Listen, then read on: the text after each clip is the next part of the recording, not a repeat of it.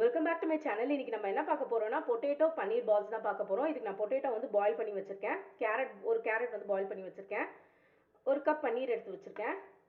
கொத்தமல்லி, பச்சை மிளகாய், கருவேப்பிலை, வெங்காயம் இது எல்லாத்தையும் நம்ம வந்து சாப்பரில் சாப் பண்ணி இது எல்லாத்தையும் ஆட் பண்ணிக்கலாம். உங்கள் காரத்துக்கு ஏற்ற மாதிரி நீங்கள் மிளகா ஆட் பண்ணிக்கோங்க. நான் இன்னைக்கு 3 மிளகா வச்சுருக்கேன்.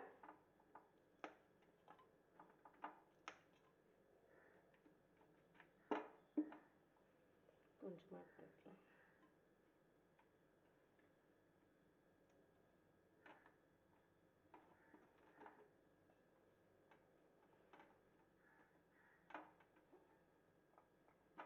ஒரு கொத்து கருவேப்பிலை ஆட் பண்ணிக்கலாம். இது எல்லாத்தையுமே ஃபைனாக சாப் பண்ணிக்கலாம். இந்த வெங்காயம், பச்சை மிளகாய், கொத்தமல்லி, கருவேப்பிலை எல்லாத்தையும் இந்த மாதிரி சாப் பண்ணி எடுத்துகிட்டு வந்துட்டேன். இப்போ இந்த பவுலில் வந்து நம்ம உருளைக்கிழங்கு சேர்த்துட்டு ஸ்மாஷ் பண்ணிக்கலாம்.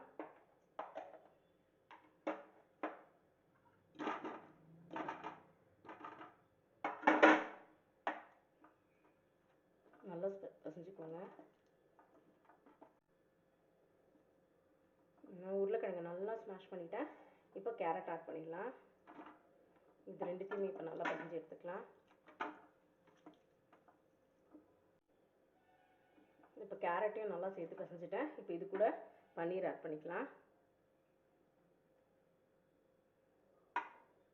இது கூடவே நம்ம சாப் பண்ணி வச்சிருந்த ஆனியன் எல்லாத்தையுமே ஆட் பண்ணிடலாம்.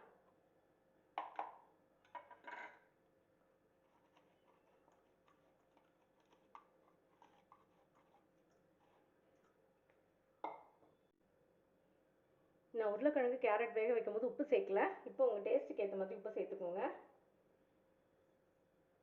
இன்னும் கொஞ்சம் போகும். இதுலேயே ஒரு 1/4 டீஸ்பூன் வந்து கரம் மசாலா சேர்க்குறேன்.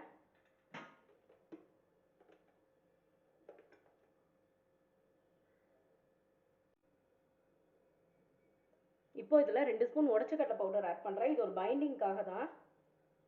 நம்ம வந்து பால்ஸ் வந்து பிரிஞ்சு வராமல் இருக்கும். எல்லாம் ஒரு பைண்ட் ஆகும். 2 ஸ்பூன் சேர்த்துக்கலாம். கொஞ்சம் கொடுங்க.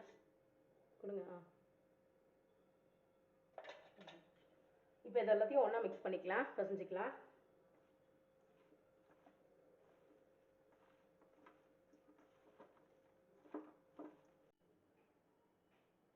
ஸோ இந்த அளவுக்கு நான் எல்லாத்தையும் ஒன்றா மிக்ஸ் பண்ணிவிட்டேன். இப்போ குட்டி குட்டி பால்ஸாக ஊற்றிக்கலாம். கையில் கொஞ்சமாக ஆயில் அப்ளை பண்ணிவிட்டு ரவுண்டாக உருட்டி வச்சுக்கலாம்.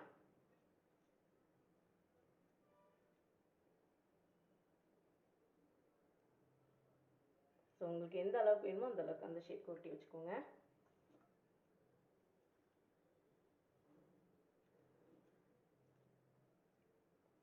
ஸோ இதே மாதிரி எல்லா பாலையும் உருட்டிக்கலாம்.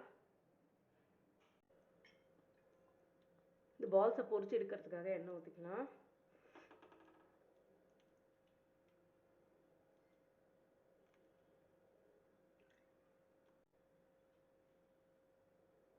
எண்ணெய் ஒரு அளவுக்கு ஹீட் ஆகிடுச்சு. நம்ம ஜாமுன் பொரிக்கிற அளவுக்கு ஹீட் வைப்போம்ல, அந்த ஹீட்டில் இருந்தால் போதும்.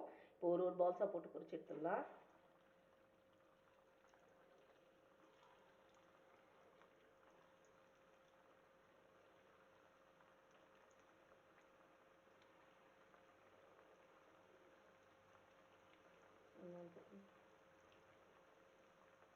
ஸ்டவ் வந்து ரொம்ப சிம்லேயே வைங்க.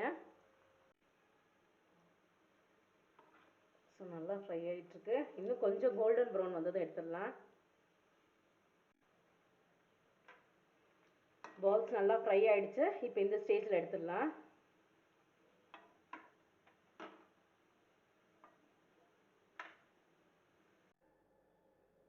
ரொம்பவே டேஸ்டியான பன்னீர் பொட்டேட்டோ பால்ஸ் ரெடி ஆயிடுச்சு. நீங்களும் ட்ரை பண்ணி பாருங்கள். குழந்தைங்களுக்கு கண்டிப்பாக பிடிக்கும்.